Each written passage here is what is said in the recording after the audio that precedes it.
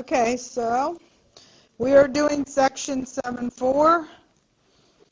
If I don't get done with the whole thing, which is likely that I won't, but you know, with how many sections I'm supposed to teach in this class and how many classes you have, it really doesn't allow me to spend more than one class per section if I'm to get done with all the sections that you're actually going to be tested on the final. So I don't have that choice. I don't make that choice because the final is what the final is regardless of what I teach, and you're still expected to know all the topics. So I did stretch myself out and really use 2 days for that last section, and I can't afford to do that. So if I get caught short here, I'll make a little extra video and tack it right on. It'll be right where your echo videos are. Yes? 7.4 in Math Lab was due on the 16th. Yes, I know. I already know. I have to get in there and fix it. Hey, you haven't even done 7.4, so you probably have not even gotten in there and tried any of them, because I could imagine you meeting with total disaster if you did try that. So let's get on this. This is the section that I think some students think are tough, and some of you that are good like at doing puzzles and you're going to be good at this because it takes a lot of algebra. You really got to know your algebra well. It's not really about spinning around the circle, which is where the majority of your problems are. 90% of your problems are spinning around a circle, understanding reference angle inside of a triangle, and theta. This is all algebraic and substitution. So here we go. You stop me if you need to ask anything that I can explain possibly differently. Okay, keep the theorem sheet right next to you so you can be looking at what do I substitute for what. What's tough about this section is you got to know all these down cold, or you can't recall in your head, hey, what are my options for what I can plug in here? So you got to know all these definitions on this page down packed. You can be looking at them for right now, but on the test, what makes it harder is you can't look at them. Okay, so number one, they're going to start you off with some real easy ones. These are not what I would put on a test, but the problems are always start off in an easy one. So with the easy ones. Okay, so state whether this statement is true or not. Please look on your theorem sheet, and you'll see that there's a little section called Pythagorean Identities, where everything is squared and they're trig words. Notice that one of them's like this, sine squared. And you can put the theta on if you want while you're writing these things, or you can leave it off while you're writing. It doesn't really matter. Okay, so one of them goes sine squared plus cosine squared equals 1. Does this come from that? That's what they're asking. State whether this statement is true or not. So I look at what they have here as opposed to the way the identity comes in its original form. This is what it looks like originally. When you're writing these Pythagorean identities, it doesn't matter which of these terms you write first. That's irrelevant. But if I was to get it like this, would it look like that? That's all they're asking here. Okay, to get it to look like this, where sine squared is by itself, you would simply have to move this to the other side. And you would get 1 minus cosine. So you want to look at what they've given you. They claim that sine squared is equal to 1 minus cosine, and it is. So that one's true. You're going to find yourself taking the Pythagorean identities and manipulating them, moving one term to the other side in a lot of these problems. Okay, the Pythagorean identities will be super important, the reciprocal identities. This is something that appeared in several sections. These were called the even and the odd identities. See if you have something on the sheet. I think I may have listed them again for you. But this is actually the third time I've spoken about them. They were in Chapter 6. They were at the beginning of, they were at the end of Chapter 6 and the beginning, so 2 sections there. And now here it is. It comes up again in Chapter 7. So do you remember what the 2 even ones were? Because if you can remember what the 2 even functions were, then that forces you to know what the odd ones are. Which were the ones that were even? Cosine and secant, its cousin. So that means everything else is odd. So cosine and secant, you say that to yourself, are evens. What you have to remember is this, that when you're talking an even function and somebody throws a negative at you, the whole essence of an even function, whether you're talking cosine or secant, is that basically you can just get rid of the negative. Okay, that is any kind of even function. However, when you're talking odd functions, such as sine and all the rest of them, that negative never really goes away. Instead, it floats out here and becomes the coefficient. But it says that on your formula sheet, what I'm writing here, so I really don't know why I'm writing it. Anyway, coming right here and understanding when to float the negative out to the front versus when it goes away completely, that would make you rewrite this like this. This being even, this one being odd. This one would be rewritten just cosine. The negative theta goes away completely when it's even. Is this the same as what you see over here? You got a positive cosine, positive, yep, it is. So, yes, those are equal. Identity means that the two sides are exactly equal. Okay, then you'll see that this is also one of the Pythagorean identities. It has to do with those, so continue looking in that box. And there's one of them that goes like this. Instead of sine squared plus cosine, there are other versions of the sine squared plus cosine squared equals 1. This is one of them. 1 plus tan squared, and you can write the theta or not, is equal to secant squared. This comes from sine squared plus cosine squared equals 1. Just what happens, where they got this from, is they took, not that you need to do this, I'm just telling you they all come from this guy right here, sine squared plus cosine. If you take every single one of these and divide by cosine squared, cosine squared, cosine squared, you end up getting the one that I have right now. If I was you, I would just memorize the three of them. All right, so this is one of them. Now, from this, in its original Pythagorean identity form, can I get that? Can I bring this over here? I want to make it look like this to see what I get. When I bring this over here with the tan, because they have a positive tan squared, so I want to leave that tan squared where it is. I want to bring the secant squared over to join it, and I want these to be the only two things that are on the left. Therefore, I need to yank this guy over to the right. So when you go to finish this problem, it is tan squared minus secant squared. I just got mine just like that. What is it equal to? -1. So like you see, I'm doing no spinning. No reference angle, no pictures. This is completely algebraic and substitution, and I haven't done the substitution yet. I haven't gotten there yet. Okay, continuing with this. Again, this is all about odd or even. This is an odd function, and therefore that negative floats out to the front when you rewrite it with a positive angle.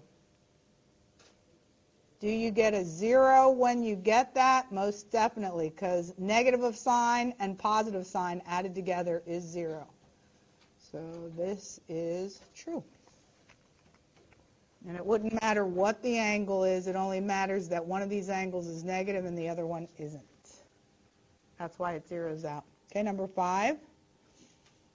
Stop me if you have to ask any questions. In establishing an identity, it is often easiest to multiply both sides by a well-known non-zero expression involving a variable. Untrue. This is why. If it doesn't work in algebra, it doesn't work here. You can't just multiply. They're trying to say that you should multiply both sides. Multiply both sides by a variable. The reason that you can't do that is because it changes the form of the equation. For instance, let's say that you have this equation right here, x equal to 7. Let's just take you real simple algebra. The only solution that there is for this equation is the number that you can put right in here such that it would equal 7. Therefore, the only solution here is the number 7. The minute you start doing this kind of stuff, multiplying both sides by a variable, which is the reason you can't do it, is it introduces an extra answer that really wasn't in the original solution set. If you had x squared and you had 7x over here, you know how you would solve that? The way you solve second-degree equations, which is factoring. Whenever you have a second-degree term and a first-degree term, you yank everything to one side. You factor it. You can take out a GCF, but you see the minute that you do that, this factor creates one of the equations and therefore one of the solutions. This factor creates the other equation. You end up with two answers here when in reality the original only had one. So no multiplying by a variable on both sides. In fact, you're going to see that some of you are going to want to cling to your old ways. You think that you're solving an equation because it starts off with an equal sign on them, and you're going to think, equation, I'm going to add to both sides. No add. I'm going to multiply both sides. You're not solving an equation. Don't use the properties of solving an equation. In fact, when you're doing it, you should be working on the side all the way down and not touching the other side at all. The side you're going to always be working on is the more complicated side. And by plugging in and doing factoring, canceling, you are slowly going to whittle down the more complicated side into the simple side. They're equal. I'm going to try and give you as many points possible on the test. If you are missing any steps whatsoever and you leave it for me to do, that I have to insert in your proof, you lose a point. I'm going to try and point out what I mean more specifically as I do these. Okay, you got to make it blatantly obvious how you proved that the two sides were equal. We haven't gotten to those yet. We're still on the simple problems. So can you multiply both sides by a variable? They're saying it's often easiest. No, false. Go to the next page.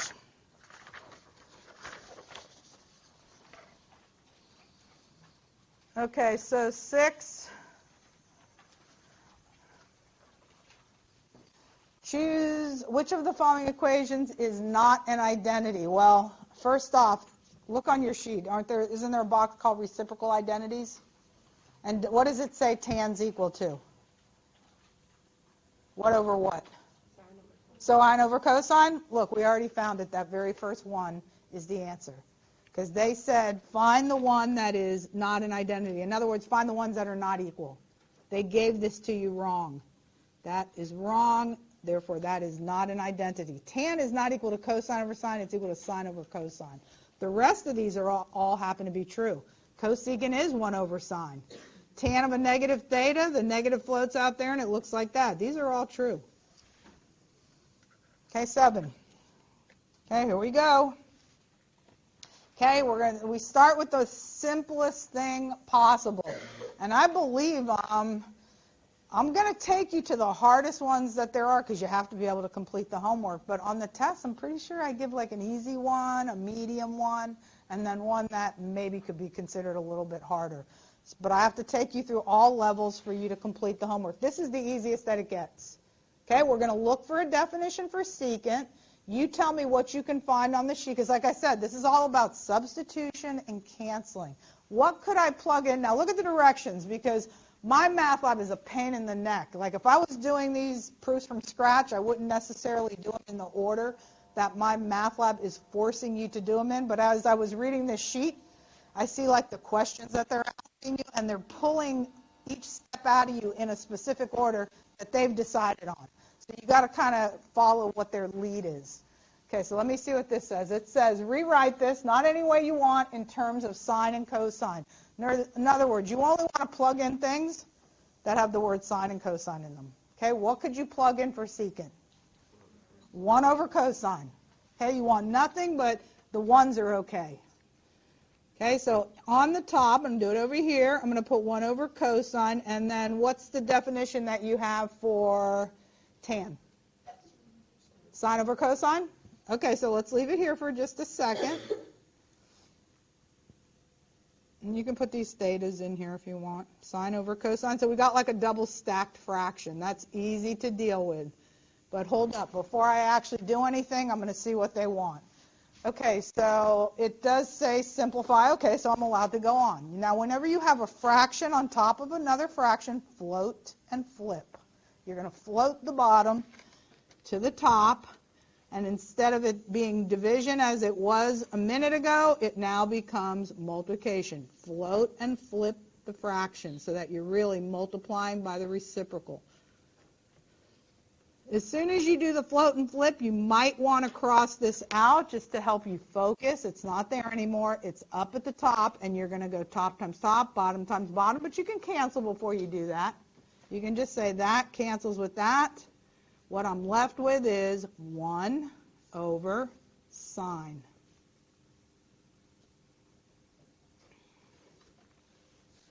Okay, now, I don't know if they want you to stop here.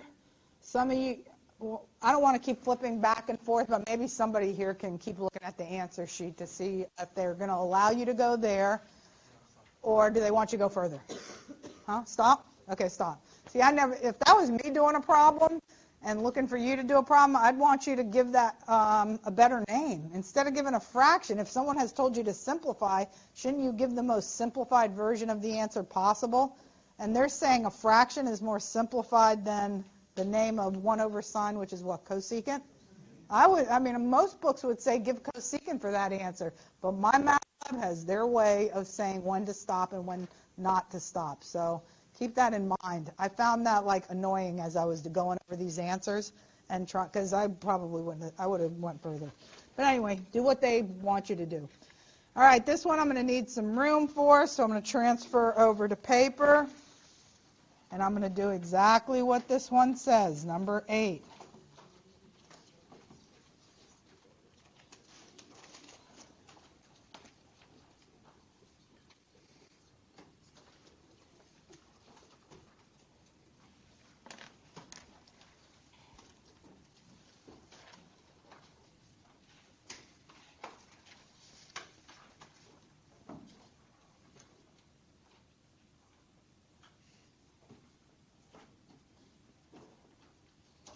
Okay, why don't we review with you, let's review, how do you get a common denominator?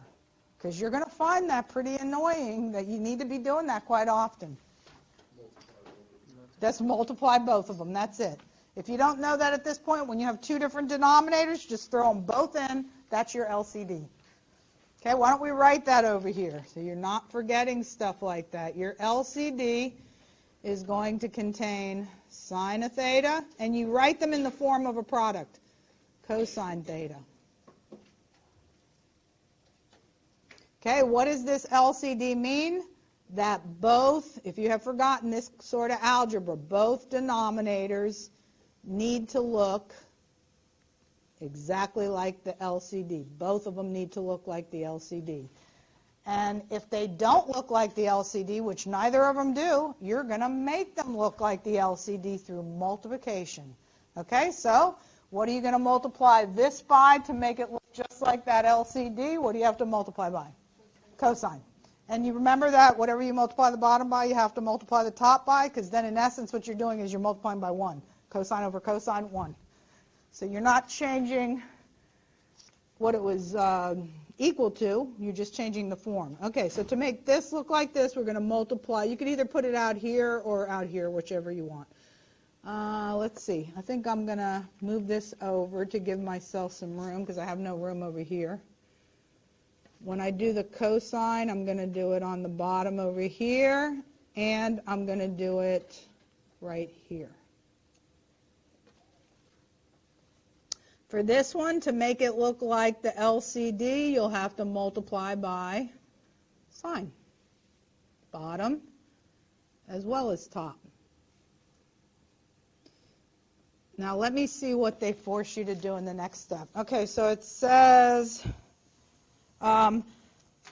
do it over a common denominator. We're trying to get there. Type your answer in terms of sine or cosine. Okay, so if we're typing all of this over a common denominator, again, I don't know how far they want you to go, this is what it would look like. The common denominator is now sine of theta times cosine of theta. And you can wrap each one of them in a parenthesis or just write them right up against each other like that, either one. Okay, on the top, I don't know if they want you to go this far, but I'm going to go this far. So I'm going to go cosine squared. And then what? Cosine times sine minus cosine times sine. Let me see if it says to simplify.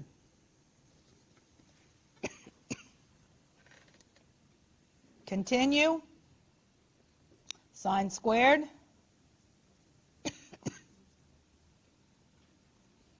And then positive sine times cosine.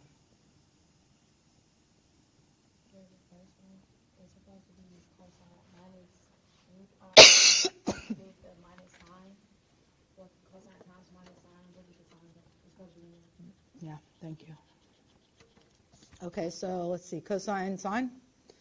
I'll squeeze it in there. Cosine, sine. Okay, fix that. All right, see, I'm compelled to go this far. I don't know if they're going to want this or not. We'll have to check the answer, but if someone's going to tell me to do a common denominator, I'm going to be compelled to multiply the top out because I feel like some things are going to go away at that point and make it look better. So I just like instinctively go ahead and do that. What goes away at that point? They cancel each other. Yeah, don't you have a negative one of these and also a positive one of these? Who cares if this one says sine in front and cosine in back? It's the same thing as this. It's cosine times sine, cosine times sine. One of them's negative, one of them's positive. Furthermore, you may notice that what I have left at this point even simplifies further. Because what is cosine squared plus sine squared? It's just 1. Look at the back. Let's check the answer out. See if there's a 1 over sine times cosine. Is there? Yeah. Okay, cool. So they want us to go that far. So let's, we'll put here in our notes that this was equal to 1.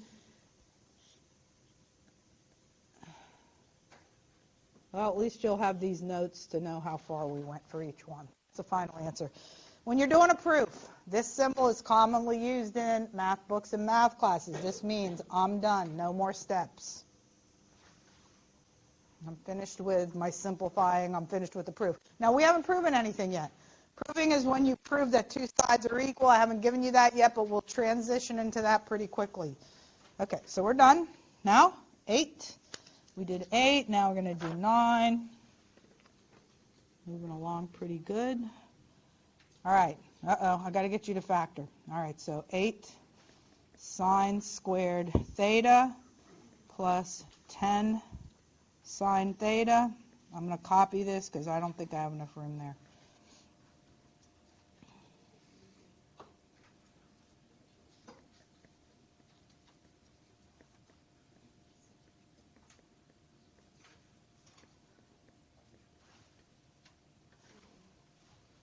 All right, let me read the directions. It says, simplify, type your answer. You should have nothing but sine and cosine in your answer. Okay.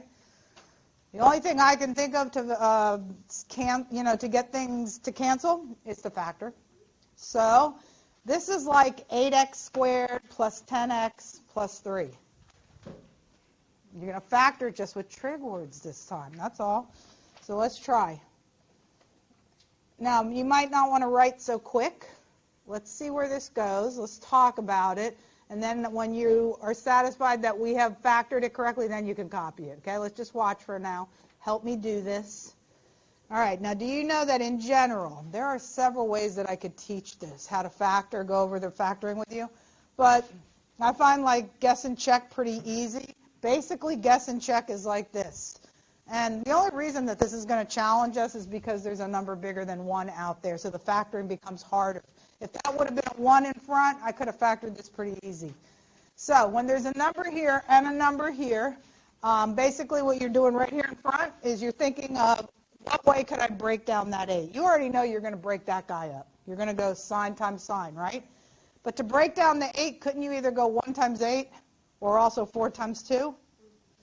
Now, being that number in the middle, because how you break down the front term, 4 times 2 or 8 times 1, affects how you get the middle term. Because we're going to have to FOIL to check that we've broken it down correct, and that's why students are not good at factoring. They don't realize that to check their answer, they must FOIL. You got to FOIL to see that you're getting the proper middle term. So I'm thinking because that number in the middle is so small, that probably the 4 and 2 is a better idea so the numbers don't blow up and get really big in the middle. If I go the other way, 8 and 1, and I don't know if it's going to work. That's why this method's called guess and check. You're guessing at how to break up that front term, but then you're going to check it through FOILing. All right, let's try. Don't copy anything yet. If I was to go, I already know it's going to be sine and sine. Let's say I went the 4-2 combo on the front. And then you know how you fill in the back? By breaking this guy up. Now, luckily, that number is a prime number, because when it's a prime number, there's only one way to break it down, and that's nice. I'm not so crazy about the idea that you can break the 8 down 2 different ways. See, that's what's challenging me, that I don't know which way to go. So with the 3, if I was to put, I could either put the 1 here and the 3 here, and look how the middle term comes about. Part of it comes from this. The other part comes from this. Okay, so if I was to go 4 sine theta times 1, I would get 4 sine theta, and then, ooh, that looks good. You get 4 there and another 6 there. Do you see that there's a 10 in the middle? And when you combine 6 and 4, you get 10. That's what you really got to check, is the middle term. Now let's get the signs right. When you're putting the signs in here, if the last term is positive, these are both the same sign, and this is what they both are. Look to the middle term. Anytime this last term is positive, that means you're going to use the same sign in both parentheses. But same sign it could either mean positive, positive, or negative, negative. Look here to see what they're both going to be. So positive, positive, we're done. Let's check it real quick. Let's check all the terms. What I mainly wanted to check was the middle term, because that's what's challenging to people, the middle term. The back terms are a piece of cake. The front terms are a piece of cake. 4 times 2, 8. Sine times sine, 8 squared. Then when you go like this, I'll draw all the arrows for you. The reason that I only concentrated on these 2 is because this is what students just can't seem to get right. They can't seem to get the middle term properly.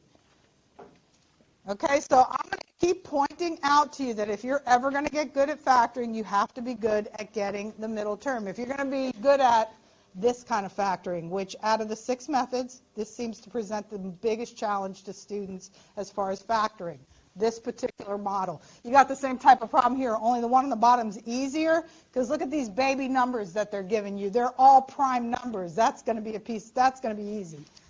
Okay, so look, here's part of the middle term. 4 sine, there's the other 6, giving me the 10. Now, if you want to know, hey, is that the exact thing? Then you need all 4 arrows if you want to check that. Okay, 4 times 2. There's the 8 sine squared. 4 times this would be 4 sine theta.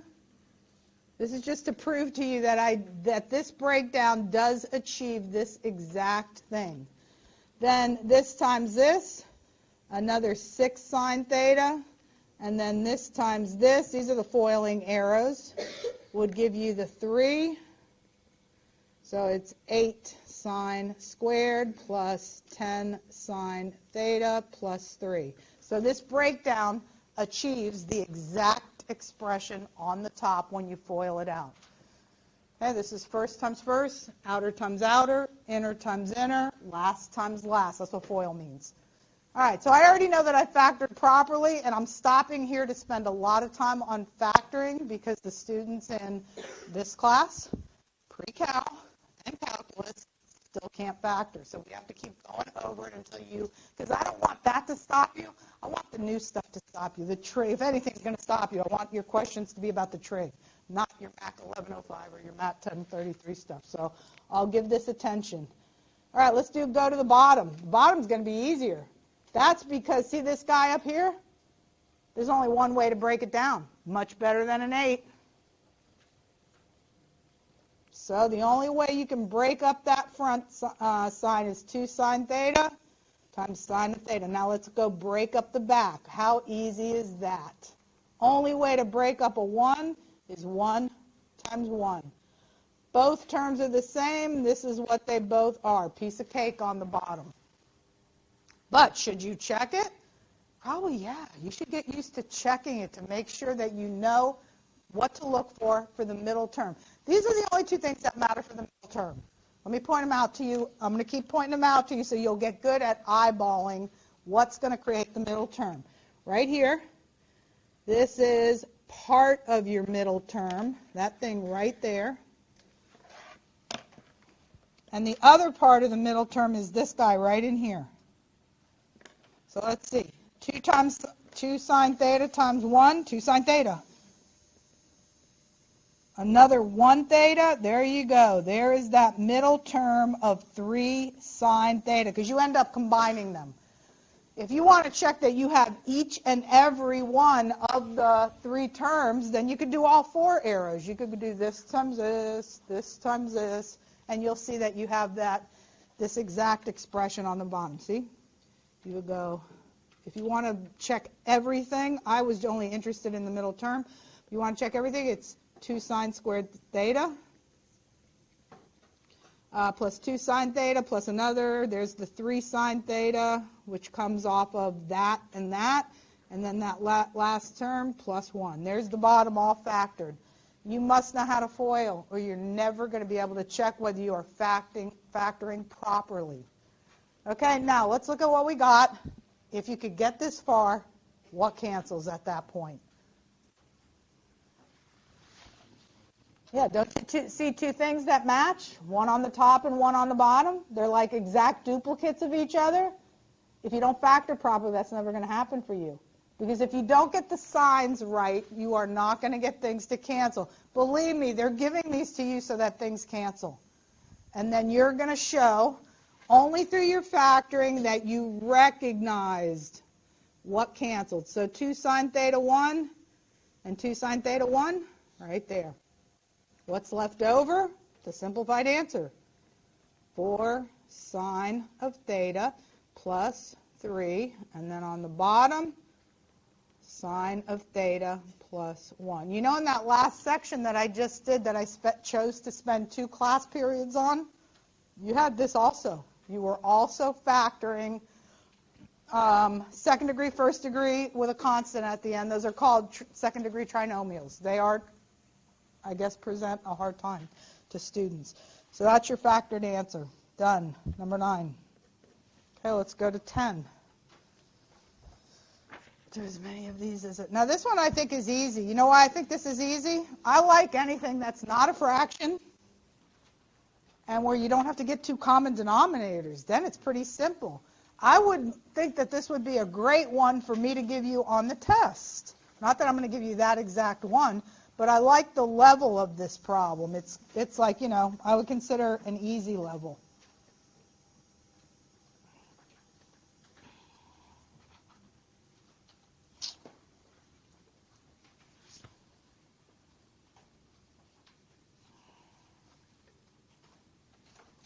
All right, so do you see that now you have stuff with equal signs? Okay. What do you think looks like the more complicated side to you, the left or the right? The left, because it's got more trig words in it than the right side does. The right only has 1 trig word, this one has 2. So I think just by default you're going to pick that the left side is the more complicated side. That's the side that you should work on. You're going to try and whittle down the more complicated side and see if it melts down or cancels into the other side. Okay, so the way you get it to happen is through substitution and canceling. Sometimes you have to factor to get things to cancel. That's not the case here. There's no second degree, therefore no factoring. There's no fractions, therefore no common denominator, so the algebra is a piece of cake here. But you do have to get both sides to match. You are not done. You need to show me every step until you get both sides to match. I think you can do it in like 2 steps. Like for instance, you know that when you're substituting, the only things you can't substitute is for the words sine and cosine, because it doesn't get any simpler. They are the building blocks that create everything else. So don't try to plug in for the word sine or cosine, anything else you can. Therefore, this is the guy I'm plugging in for. What is another name for cosecant? 1 over what? 1 over sine. Okay, write that. Times cosine. And let me see if they are forcing me to do this in a particular order. It says, in the first blank, they want me to write the left side in terms of sine and cosine. So I think they want you to stop right there. This is what they want you to put in that blank spot. Because do you see what it says in the next step? In the next step, even though I would have jumped into this already, in the next step it says, bring it together into 1 fraction. The next step says, write it as a single fraction, and then it says, do not simplify. But I would have jumped into that simplifying, so you got to do what they say. Okay, does everybody know that cosine is the same thing as cosine over 1?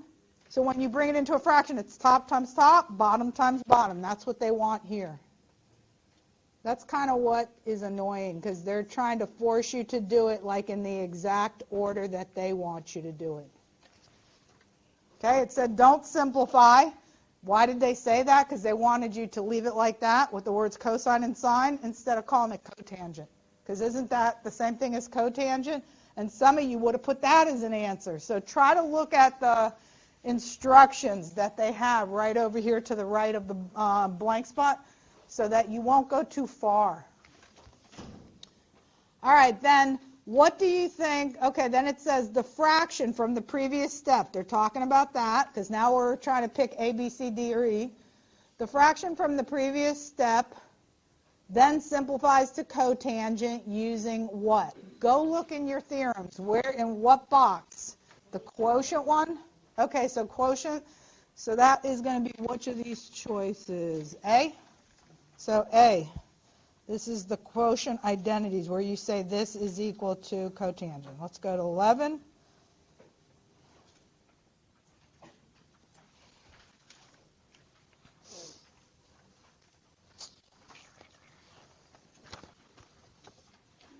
Ugh. I don't know if I have enough room here, but I'll try.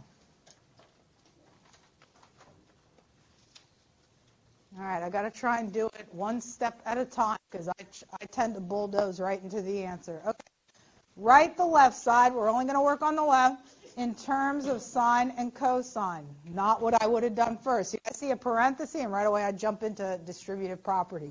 But they want you to do it this way. You got to listen to them. They said write all of this in terms of sine or cosine. So what they want you to do first, they want you to write the cosine sine definition here, the cosine sine definition here, from that box that says reciprocal identities. Okay, so cotangent is what? Cosine over sine? I'm going to leave the thetas out for right now. They're just annoying. I can put it on at the end. So cosine and sine, there's my cotan. Tan, sine over cosine.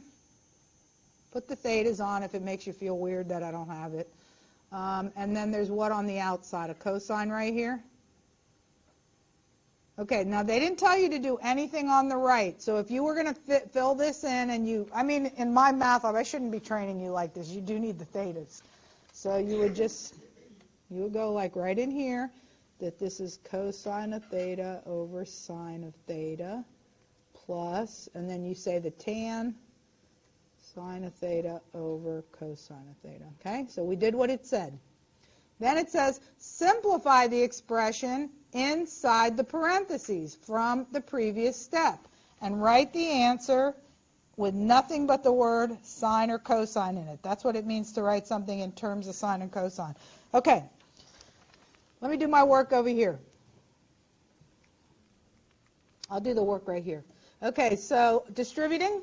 I'm going to distribute this to this fraction and this to this fraction. That means I'm multiplying each of the fractions by cosine. So it's cosine of theta over sine of theta times, I'm taking these things out of the parenthesis, plus, there's a plus in the middle.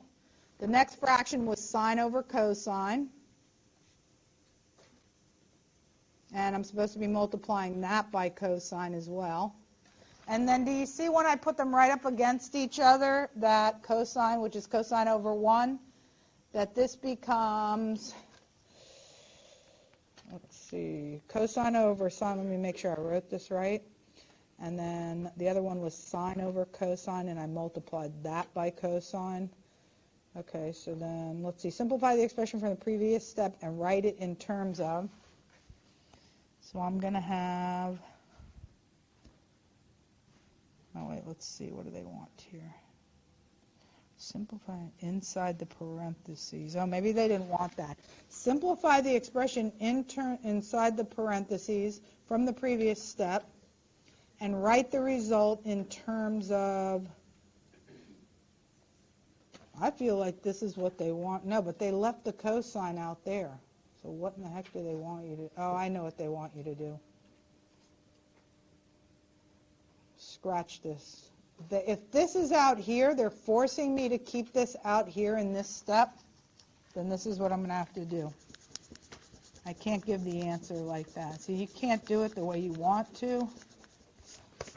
So this is, if they're forcing you to leave this out here, but yet they're saying simplify, what can we do? Did you remember in one of the previous problems that I did today that if we wanted to bring two fractions together that we had to force them to have the same denominator?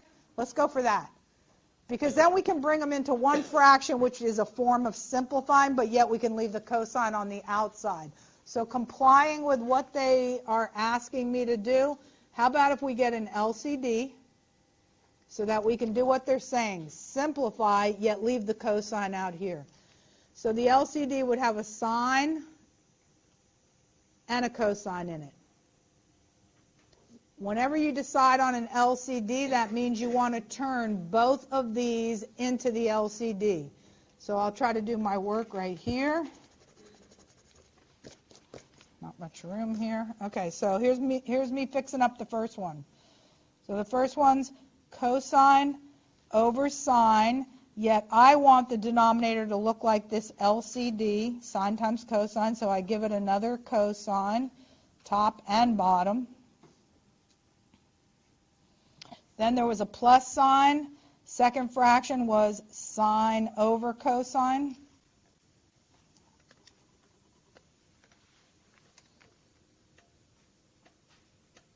But again, I want this denominator to look like the LCD, so I give it the sign that it needs on both the bottom and the top. So trying to comply with the way they're forcing me to do the problem, that would give me cosine squared over sine times cosine plus sine squared over cosine times sine. So now we can write it as one big fraction. Okay, here I go, putting that in this blank spot. Okay, so cosine squared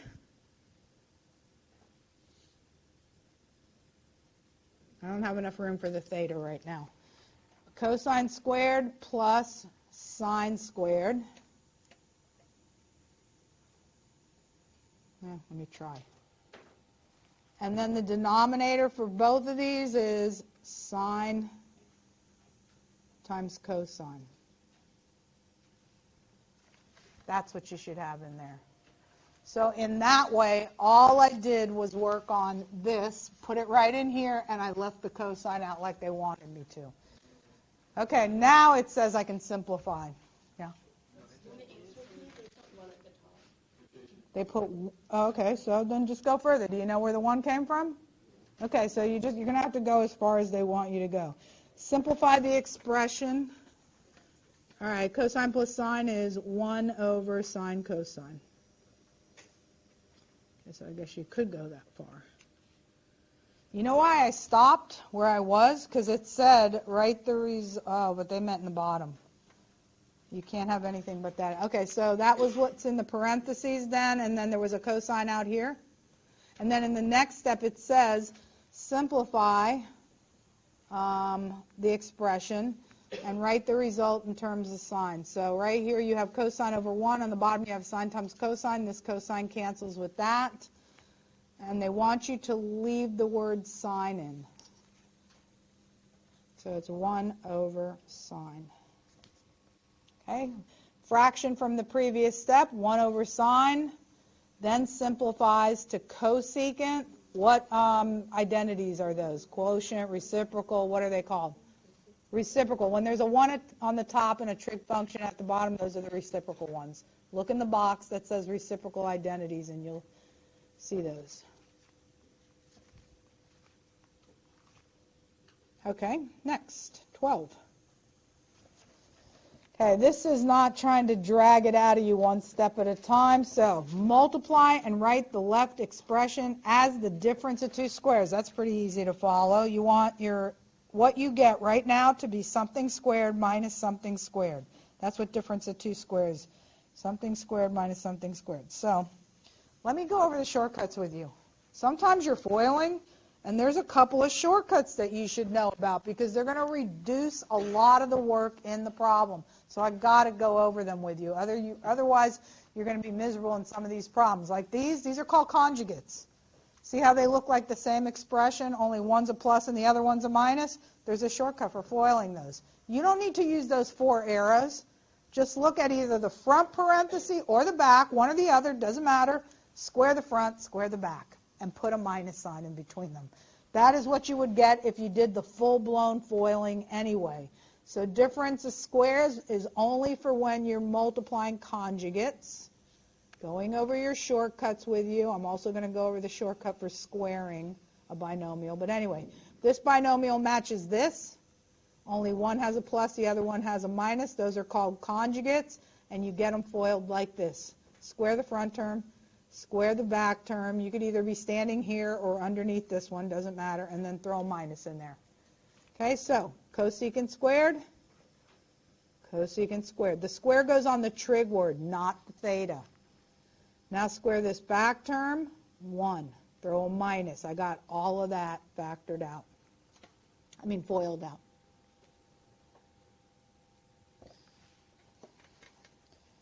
Okay, for this little blank spot, they said multiply. I did it by a shortcut. Multiply means foil. So I did it by a shortcut and write it as a difference of squares. This is something squared minus something squared. 1 is 1 squared. So that's all they want. They don't want the equal sign. They don't want the other thing. Okay, then the expression from the previous step, this one right here, is equivalent to cotan squared using what identity? Look on your sheet and see where it says what this is equal to. But when everything's squared, aren't those the Pythagorean ones? All the Pythagorean ones have every single term squared. And when it's not a trig word, it's a 1. 1 squared is 1, so really everything's squared. So Pythagorean identity. Okay, next.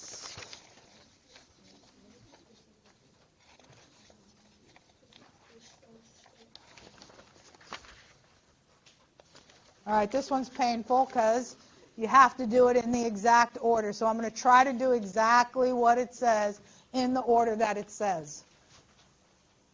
I will not be doing this to you on the test. You will be doing it and your own way, and you're going to try to make sure that you don't miss any of the steps. Because you know when you do a proof, there's more than one way to do it. This is just whoever programmed this particular problem, this is the way that they chose to have you. But that's not the only way to do this problem. Okay, so let's try to follow this.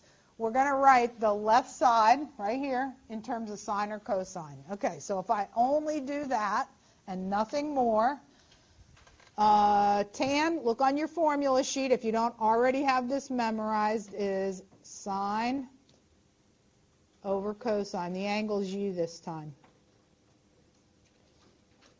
Minus secant, which is 1 over cosine. Okay, so I just did what it said. You can check them as we go along. Simplify by writing the expression from this previous step over a common denominator. Okay, so now we're going to pull these two things together into one fraction. They already have a common denominator, cosine u. Just pull them together. Once you see that the denominators are the same, you can simply pull it into a single fraction. So look, they already gave you the bottom. You're just writing the top. Okay, so it's just sine of u minus 1. Okay, there's the top. Next step.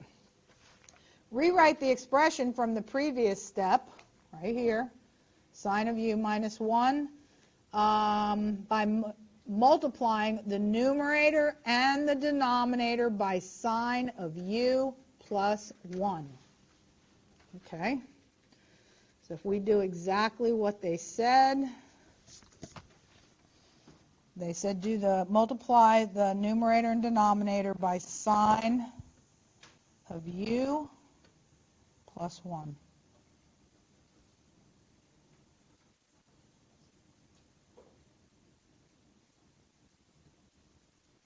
Okay, again, let me keep going over your shortcuts. Anytime you have two conjugates, these are conjugates, Same front term, same back term, but one's a plus and one's a minus. Just to get it all foiled out, you don't need to actually foil. Just square the front term, square the back term. That's it. And it's all foiled. Okay, don't do more work than you have because you have much bigger issues to worry about. So you use the shortcuts where applicable. Again, these are conjugates. The shortcut for multiplying conjugates or foiling conjugates is square minus square. You can either be looking here when you do the square minus square or here. It doesn't matter. Okay, so I'm going to look at this one. Sine squared, squaring the front term. Squaring that back term, you get a 1. Throw the minus in between.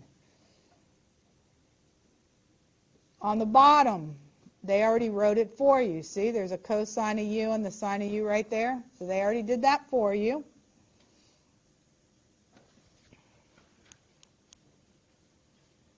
Now, you know what? Maybe they don't want you to write this out, though. I don't think they do. This is so annoying. Okay, so let me do, they don't want you to write it as, they would have said multiply it by sine of u, and probably to make you go further, they would have said write it as the difference of squares. So here's what they want right here. I'm doing my work up here, but let me just do it right where they want it. And then you could check the answer. Okay, so I had this. After I got that, that's all they wanted me to do there. They wanted me to take these two, pull them together. Then they asked me in this step to multiply both the top and the bottom, but they didn't allow me to simplify it. So this is what the top would look like. The sine of u minus 1 that was already there, they just told me to multiply by sine of u plus 1 on both the top and the bottom, but they wrote the bottom one for you. So I guess that's all they want right there. You got the answers, you can check them out. Write the numerator of the expression from the previous step in terms of cosine. Okay, now they're giving me some rope here. They're letting me go further here. All right, so this all factored out, all foiled out would be like this. I'm going to do my work over here. Sine squared, just square minus square when you're foiling this out. So square minus square, and then you have this on the bottom. They want you to keep going until you have nothing left over. Until you only have cosine left over. Let me write this again. Sine of u minus 1. There was a sine of u plus 1. Let me just go from there. I want to jump right to the final answer. And then what was on the bottom? Cosine and sine of u. Okay, so write the numerator from the previous step in terms of cosine.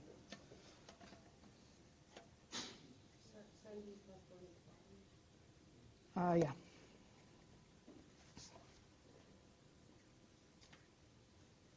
Okay, so they're keeping that there. They're not canceling anything. I told you the shortcut for foiling this out was sine squared minus 1. Okay, go look at your Pythagorean identities. Let's try and replace this with the word cosine. Okay, do you see that you have a Pythagorean identity? We used it a couple times today already. Sine squared plus cosine squared equals 1. Okay, how does that work for us right here? Because that doesn't say exactly sine squared plus cosine squared. So what you want to do if you want to be able to use this in any case, make this look like this. And then you can plug something from here into here. So you're going to take this and manipulate this. You're going to make it look like this. Sine squared with a negative 1 over here, and you're going to bring the cosine squared over here. So if I move things around a little bit, I can get this to do what I want it to do. I'm going to bring the 1 over here, and it's going to become negative 1. And then I'm going to get the cosine squared over here. And by doing that, I'm allowing myself to substitute. Like if you want to substitute for an expression, you got to get the identities that you were given on the theorem page, and you got to make them look just like this. You have to transform them so that they look just like that. Otherwise, you can't plug in for this. So all I did to make this expression, cosine squared plus sine squared equal to 1, look like this, is I left the sine squared, I brought the 1 over here to join it so that I would have sine squared minus 1. And then I wanted just this expression, just these two terms. So I took the cosine and got it out of the way. So now what that Pythagorean identity says, just with things moved around, what this now says is that sine squared minus 1 is equal to negative cosine squared.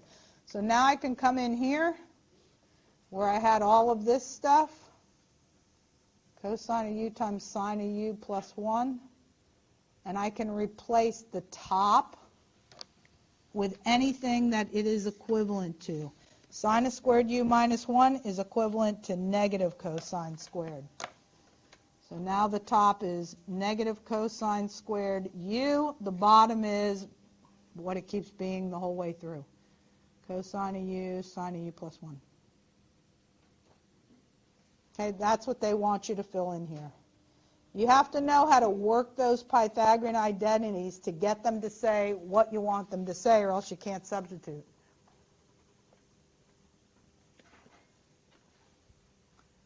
Okay, so the fraction from the previous step.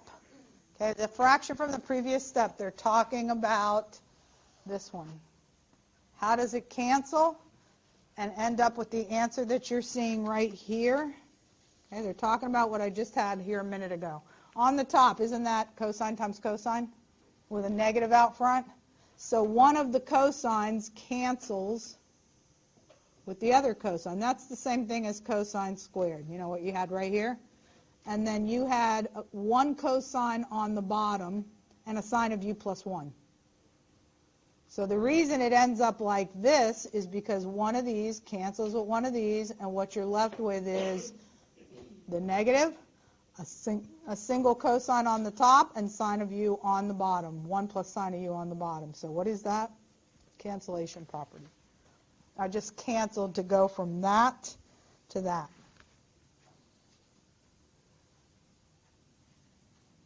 Okay, 14. All right, let's see. Write the left side as the difference of two quotients. Okay. So what they're trying to show you in this problem is that you can split this up into two smaller fractions by splitting it right where the minus or the plus is.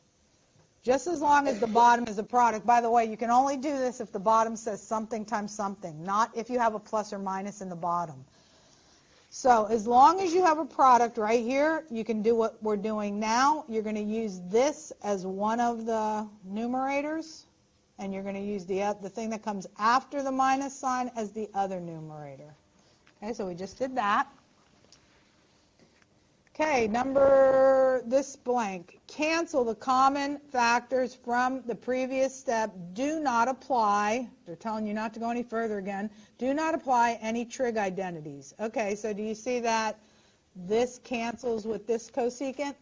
And you're left with just 1 over cotan. They don't want you to go any further. Just write that right now. And then here it would be cotan cancels with cotan, so you'd have 1 over cosecant. Okay, stop there. Then you see how there's only 3 choices here? There's supposed to be 5, just like what you had up here. So you have even, odd, Pythagorean quotient. Let me see what the other 2 are, because those little circles that you're seeing there at the end, if it's pushed too far over this way, it chops them off.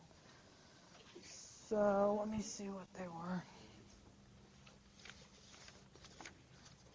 I don't know, but we can just name it. I don't know what order they're in. I don't want to look for it. So anyway, the expression from the previous step simplifies into tan minus sine. Okay, so what's the name of the identity? And then we'll know what one of these was. What's the name of the identity that says 1 over cotan is equal to tan? Reciprocal identities. That must have been one of the ones that was chopped off over here. So reciprocal identity is how you go from this to tan and how you call that sine. Okay, flip over. Wow, we're going faster than I thought we would. I didn't imagine how many problems are here? Okay, cool. Okay, 15. Okay, here they're giving you free. These are the ones I like. I like when they let you do your own thing because you really know what you're doing, but if you're not paying attention to the comments where they're saying, hey, do this, but stop here. Do this, but stop here. Then you're not kind of like doing it, you're doing what's natural to you. In this problem, they're not forcing you to go in a certain order. So let's do this together.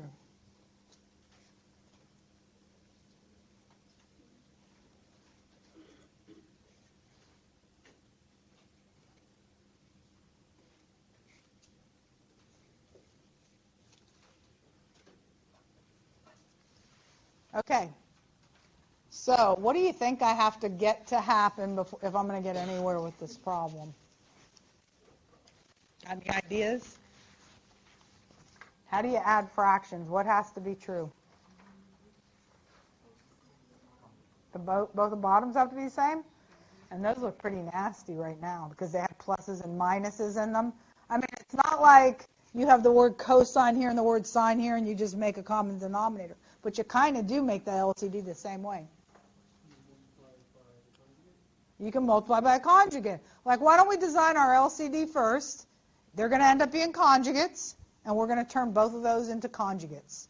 Okay, so when you don't know what the LCD is, quickest way to find it is throw both of those denominators in there. Now, since each of these denominators has two terms, I would keep the binomial, each of the binomials in a parenthesis. They end up being what's called conjugates, which is just going to help you because when you go to multiply, you'll be able to multiply using a shortcut. All right, so let's see. So in order for us to turn this into the LCD, we're going to have to multiply it by the piece that's missing, the 1 plus cosine theta. 1 plus cosine theta. Top and bottom, we'll have to multiply the top by the same thing. To make this denominator look like the LCD, we'll have to multiply the bottom by 1 minus cosine, because that's the piece that it's missing. It doesn't have both of these pieces. Whatever you multiply the bottom by, multiply the top by the same thing. Okay, now let's get it done. On the bottom, please don't FOIL. Use the shortcut. I want you to use the shortcuts. For conjugates, it's square minus square. Okay, the common denominator is now here and here. These are both 1 plus cosine, 1 minus cosine, but let's get them FOILed out. Okay, so it's square minus square. I don't care whether you're looking here or here. They both have the same thing, and it doesn't matter if you look at the front binomial or the back binomial. Just square the front, square the back, and throw a minus sign in between them. It is very easy. We're going to end up getting rid of that, but just for right now. And then now let's do the tops too. It's 1 plus cosine of theta times 1 plus 1 times 1 minus cosine theta. Okay, let's keep going. Work on the top or the bottom. Top is easier to see that this cancels with that. 1 plus 1, 2. And there's even another name for 1 minus cosine squared. Okay, let's mess with that again. This, you want to look for the identity that has the word cosine squared in it. That's the Pythagorean identity. So that one goes like this. Look, sine squared plus cosine squared equals 1. It comes like that in its original form. You don't want it in its original form. You want to make this look like this. You want one of these sides, either the left or the right, you want it to look just like this. Because if you can't get either the left or the right-hand side of the original Pythagorean to look like what you're seeing, you're not going to be able to substitute. You must know how to transform it. Okay, so I'm going to make the right side look like this. And all I'm going to do is yank this guy over here. It then looks exactly like what I want to substitute. Okay? either get the left or the right to look like what you're trying to plug in for. Okay, so now this Pythagorean identity, this is equivalent to the original, says 1 minus cosine squared is equivalent to sine squared, and therefore you can plug in sine squared for 1 minus cosine squared. So now I'm here. Now I'm tempted to go further, because you know how 1 over sine is cosecant? 1 over sine squared is cosecant squared. It's just in its squared form. But let me see what they have. Let me see if they're making me stop short. What's my choices here? What number are we on, 15? Okay, so they do have some answers with the word cosecant. So I can go to the last step that I would naturally go to if I was doing this. Okay, everybody knows that 1 over sine is cosecant, right? So when it's in its squared form, 1 over sine squared, then it's cosecant squared. Okay, so this is, let me separate this now. This is 2 times, let's slide the 1, on the top, you got 2 times 1, right? Let's move the 2 this way and move the 1 over sine squared off to the side so you can see what you're dealing with here. Okay, the 2, I put it right out there. 1 over sine squared, there it is right there. Replace this by its definition. Cosecant squared. That's your answer. Which is the third choice. Okay, 16. So I guess I don't need to make a video for you because one problem undone is not going to bother me that much. Let's see.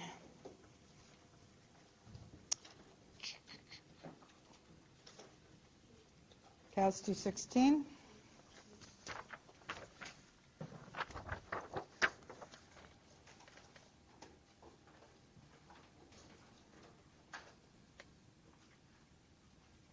Let me just copy it here, minus sine of theta. And then we're multiplying by cosine theta minus sine of theta.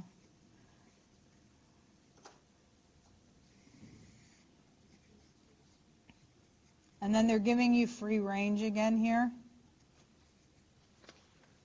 All right, here we go. Now, let me remind you what you're looking at the top. Look at those 2 things at the top. What's in that parenthesis, that binomial, and that binomial? Are they conjugates? Yes or no? Yeah? Can't tell whether they're conjugates? What do they have to be? What do they have to have for them to be conjugates? A plus and a minus, right? So they're not conjugates. Do you see that it's the same exact binomial being multiplied by the same exact binomial? So what you're really looking at is a binomial squared. There is also a shortcut for that. I want you to get these down. You will be miserable without them because you're trying to concentrate on more elevated stuff. That is really what you're being asked to. Not that you need to write it in its squared form. I'm just trying to get you to realize that you are looking at a binomial squared. So the shortcut for that is square, double, square. Let's practice that. That's a little harder to stomach than square minus square, but it's not hard. Okay, square, you're going to go square, double, square, and you don't have to write that down, but maybe you can recite it to yourself as you're doing it. The first square means square the first term. The doubling part means put these side by side, without the not the negative right now, just put these side by side as though it was a product, and then double the coefficient. Okay, now square again. So we did the doubling part. Now we're going to do the squaring part. You square the back term this time. Okay, let me talk to you about the signs. The front one was cosine squared. The front and the back, which are squares, all squares are positive. So that's positive. This is positive. The middle term will take on the sign that's in between the 2 terms. And by doing that, you don't ever really FOIL. You don't draw all the 4 arrows, collect like terms. That's 5 steps. You're cutting down, you're going right to the answer by knowing the shortcut. Okay, now wasn't there also a minus 1 at the end? So let's not forget that. The bottom I'm not ready emotionally to deal with that yet. So I'm going to keep working on the top and see if I can get something to happen. Like, for instance, look, I look right here. Isn't cosine squared plus sine squared, not that we need to put them right next to each other, but isn't cosine squared plus sine squared equal to 1? So out of those two, you create a 1, but there's a minus 1 down at the end, and then there's this stuff in the middle, the negative 2 cosine theta, sine of theta. I want you to show me this. I want you to at least show me that those two added together turned into a 1. The minus 1 you brought up here, those end up going away. So all you have left at the top now is the middle term. Everything else went away. On the bottom, we still have sine of theta, cosine theta. What's the final answer to this problem? What do you think the final answer is? One more step. Just negative 2, right? Doesn't all the trig words go away? Because you got sine on the top, sine on the bottom. Cosine here, cosine here. This is all that's left. If the negative 2 would have been on the bottom, the answer would have been 1 over negative 2. But since it's at the top, it's up there. Now, I don't know if I can finish 17, but I'll start it.